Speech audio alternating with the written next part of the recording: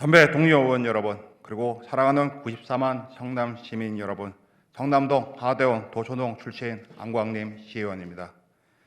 성남시는 성남 도시철도 트램 사업을 진행하면서 본시가지 시민들을 철저하게 기만하고 있습니다.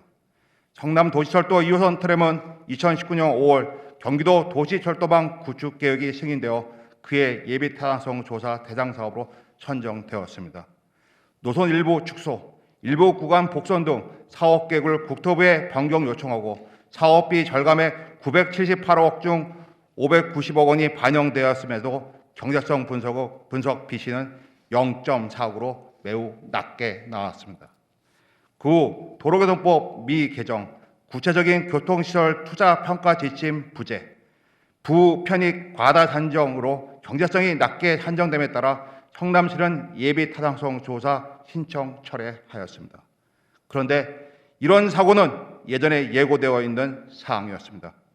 처음부터 트램의 장점 등을 개량한 예비 타당성 조사 지침이 없었고 지금의 도시철도법과 도로교통법의 일부 추가 개정 없이는 경제성이 높게 나올 수 없었습니다. 사실상 통과가 불가능했던 것입니다. 이러한 사실을 몰랐다면 무능이고 알았다면 성남 시민을 속인 것입니다. 지금의 방법으로는 법률 개정과 트램에 맞는 예비 타당성 조사 지침이 바뀌지 않으면 사실상 불가능한 것입니다.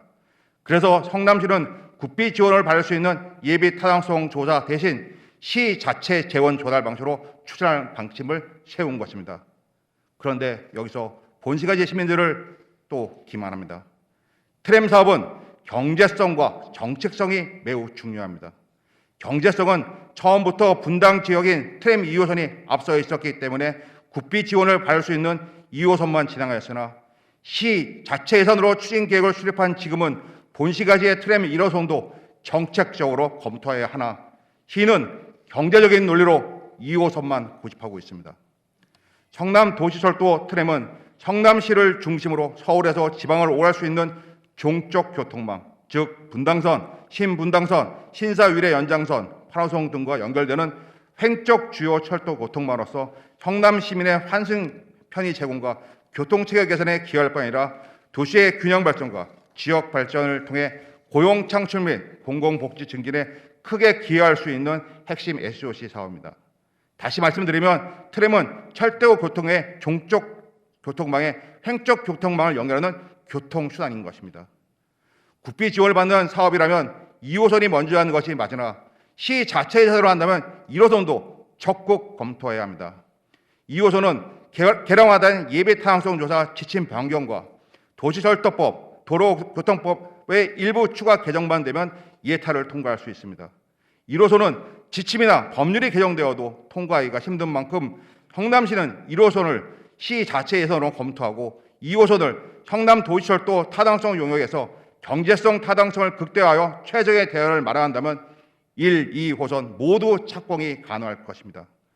은수미 시장은 본 의원의 시정 질의 때마다 총괄 답변으로 안광림 의원께서 질문해 주신 모란트램의 비시에도 기여할 것이다.